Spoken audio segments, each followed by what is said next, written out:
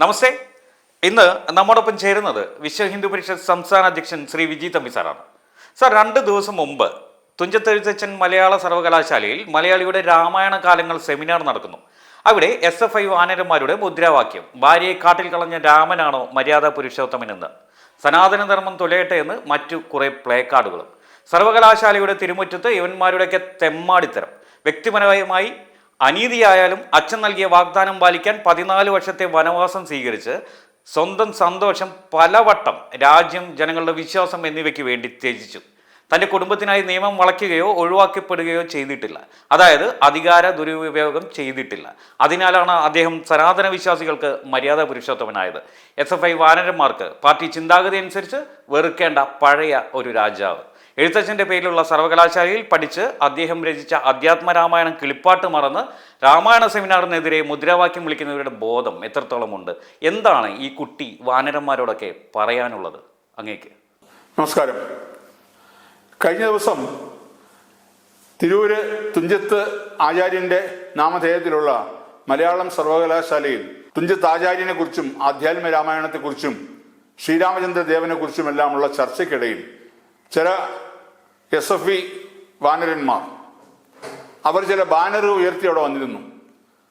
ഭാര്യയെ ഉപേക്ഷിച്ച ആളാണോ മര്യാദാ പുരുഷോത്തമനായ ശ്രീരാമചന്ദ്രദേവനെന്നും സനാതനധർമ്മം തുലയട്ടെ എന്നും ഇതിനെക്കുറിച്ച് എന്തെങ്കിലും ജ്ഞാനമുണ്ടെങ്കിൽ ഇവരവിടെ പഠിച്ചവരാണെന്നാണ് പറയുന്നത്. എനിക്ക് തോന്നുന്നില്ല അവർ പഠിച്ചവരാണെന്ന്.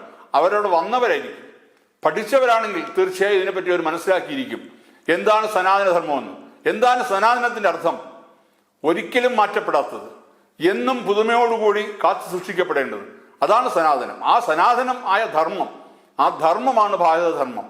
അതാണ് നമ്മളെ പഠിപ്പിക്കുന്നത്. അതാണ് നമ്മൾ ഓരോരും മനസ്സിലാക്കിയിരിക്കുന്നത്. ഓരോ ഭാരതീയനും മനസ്സിലാക്കേണ്ടത് ആ ധർമ്മം, ഭാരതീയ ധർമ്മം, അതാണ് സനാതനധർമ്മം. സനാതനധർമ്മം ഒരു മതമോ ഒരു ജാതിയോ ഒന്നുമല്ല. ആ ധർമ്മം പാലിക്കുന്നത് കൊണ്ടാണ്, അല്ലെങ്കിൽ ആ ധർമ്മത്തെ മുറുകെ പിടിക്കുന്നത് കൊണ്ടാണ് ഇന്ന് ഭാരതം ലോക രാഷ്ട്രങ്ങൾക്ക് മുന്നിൽ ഏറ്റവും ഉന്നതമായ പദവി അലങ്കരിക്കുന്നത്. പല രാഷ്ട്രങ്ങളും പല ധർമ്മങ്ങളും ഇന്ന് പല സ്ഥലങ്ങളിൽ നിന്നും നാമാവശേഷമായി പോയി. എങ്കിലും ഭാരതത്തിന്റെ സംസ്കാരം ഇന്നും തലയുയർത്തി പിടിച്ച് നിൽക്കുന്നത് അത് സനാതന ധർമ്മത്തിൽ അധിഷ്ഠിതമായതുകൊണ്ടാണ്. അതുകൊണ്ട് തന്നെയാണ് നമ്മുടെ ധർമ്മം എന്താണെന്ന് ചോദിച്ചു കഴിഞ്ഞാൽ നമ്മൾ നിസ്സംശയം പറയണം, നമ്മുടെ ധർമ്മം സനാതന ധർമ്മമാണ്. അവിടെ ജാതി, മത, വർണ്ണ, വർഗ വ്യത്യാസങ്ങളൊന്നുമില്ല. ഓരോ ഭാരതീയനും ഉയർത്തിപ്പിടിക്കേണ്ട ധർമ്മമാണ് സനാതനധർമ്മം. അത് മനസ്സിലാക്കാതെ ഇതിനെതിരെ പ്രവർത്തിക്കുന്നവർ വിവരദോഷികളാണെന്ന് മാത്രമേ എനിക്കിപ്പോൾ പറയാൻ പറ്റൂ. പിന്നെ ശ്രീരാമചന്ദ്രദേവൻ സീതാദേവിയെ ഉപേക്ഷിച്ചു എന്ന് പറയുന്നു. നമ്മളൊരു സാധനം എങ്ങനെയാണ് ഉപേക്ഷിക്കുന്നത്? നമ്മൾ ഒരു ബോൾ പെൻ വാങ്ങി, അത് നമ്മൾ അതിൻ്റെ മഷി കഴിഞ്ഞാൽ നമ്മൾ അത് ഉപേക്ഷിക്കും.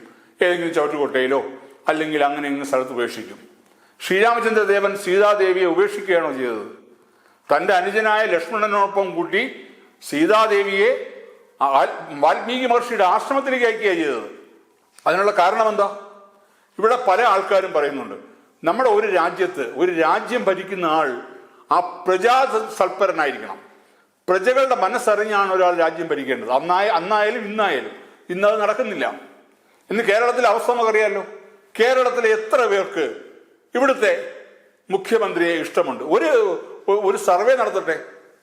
CPM-കാരിൽ ഉൾപ്പെട്ട ആൾക്കാർ പോലും ഇന്ന് മുഖ്യമന്ത്രിക്കെതിരെ തള്ളി പറയും. ആ മുഖ്യമന്ത്രി ഭരിക്കുന്ന ഈ നാട്ടിൽ, ഈ കേരളത്തിൽ ശ്രീരാമചന്ദ്രദേവനെ കുറിച്ച്, മര്യാദാ പുരുഷോത്തമനായ ശ്രീരാമചന്ദ്രദേവനെ കുറിച്ച് വാതുറന്നൊരു അക്ഷരം പറയാൻ പോലും ഈ SFI-കാർക്കോ അല്ലെങ്കിൽ ഇവിടുത്തെ CPM-കാർക്കോ അധികാരമില്ല, അവകാശമില്ല. ആ ശ്രീരാമചന്ദ്രദേവൻ ഭരിച്ചുകൊണ്ടിരുന്നപ്പോ ഒരു പ്രജ സംശയം ഉന്നയിച്ചു, അല്ലെങ്കിൽ ദോഷം പറഞ്ഞു. അത് മനസ്സിലാക്കി ആ പ്രജകൾക്ക് വേണ്ടി അദ്ദേഹത്തിന്റെ ധർമ്മപത്നിയെ, പ്രിയപത്നിയെ, അദ്ദേഹത്തോടൊപ്പം 14 വർഷക്കാലം എല്ലാ രാജഭോഗങ്ങളും ഉപേക്ഷിച്ച് വനവാസത്തിന് പോയ സീതാദേവിയെ ഉപേക്ഷിക്കുകയല്ല ചെയ്തത്. ലക്ഷ്മണനോടൊപ്പം കൃത്യമായി വാൽമീകി മഹർഷിയുടെ ആശ്രമത്തിലേക്ക് അയക്കുകയാണ് ചെയ്തത്. അത് മനസ്സിലാക്കാതെ ശ്രീരാമചന്ദ്രദേവൻ സീതാദേവിയെ ഉപേക്ഷിച്ചു എന്ന് പറഞ്ഞ് അനാവശ്യമായ ഈ വിവാദങ്ങൾ ഉണ്ടാക്കുന്ന ഇവർക്കാണ് വിവരമില്ലാത്തത്. ഇങ്ങനെ വിവരദോഷികളുടെ ജൽപ്പനങ്ങൾക്ക് മറുപടി പറയാതിരിക്കുന്നതാണ് യഥാർത്ഥ ധർമ്മത്തെ വിശ്വസിക്കുന്ന, ധർമ്മത്തെ ആചരിക്കുന്ന ഓരോ വ്യക്തിയുടെയും ഉത്തരവാദിത്വം. അല്ലാതെ ഇവർ പലതും പറഞ്ഞോട്ടെ, ഇവർ പറഞ്ഞാലും ജനത്തിനറിയാം ഓരോ വ്യക്തിക്കും അറിയാം, ഓരോ ഭാരതീയനും അറിയാം ശ്രീരാമചന്ദ്രൻ ആരാണെന്നും ശ്രീരാമചന്ദ്രൻ എന്താണ് ഭാരതത്തിൽ ശ്രീരാമചന്ദ്രനുള്ള സ്ഥാനമെന്നും.